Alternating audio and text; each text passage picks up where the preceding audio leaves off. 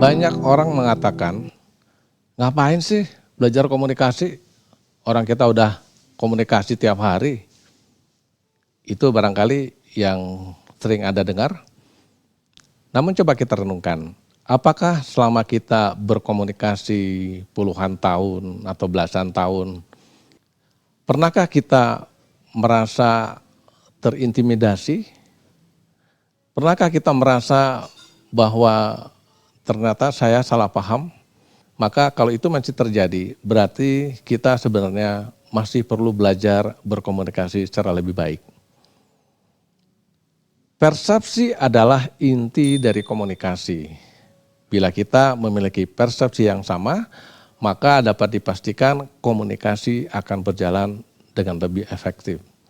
Apa itu persepsi? Persepsi adalah inti dari komunikasi. Dengan kata lain, apabila persepsi kita sudah sama, maka komunikasi akan berjalan lebih efektif.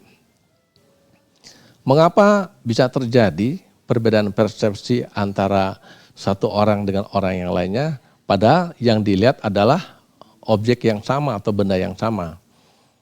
Dalam komunikasi, kita mengenal ada yang namanya pengirim pesan dan penerima pesan.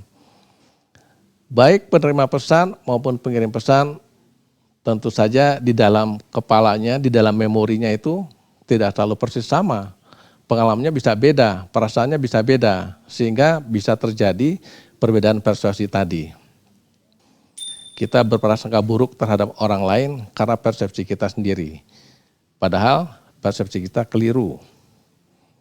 Misalnya sebagai contoh, ketika kita melihat seorang yang sedang menyapu halaman rumahnya, kita mungkin bersepsi, oh ini asisten rumah tangganya, padahal bisa saja dia adalah seorang pemilik rumah. Atau misalnya kita melihat ada orang yang berpakaian mahal, berpakaian mobil yang mahal, kita menganggap dia orang yang kaya, dia orang yang sukses, padahal sebetulnya mobil yang dia pakai, pakaian yang dia pakai itu adalah sewaan. Banyak sekali manipulasi-manipulasi dengan menggunakan teknik persepsi ini. Misalnya ketika dia atau orang tersebut ingin meminjam uang ke bank, kita tahu bahwa bank akan melihat karakter seseorang dan kemampuan seseorang. Seringkali terkecoh karena melihat calon nasabahnya ini menggunakan pakaian atau kendaraan yang mahal. Dianggap sebagai calon nasabah yang bonafit.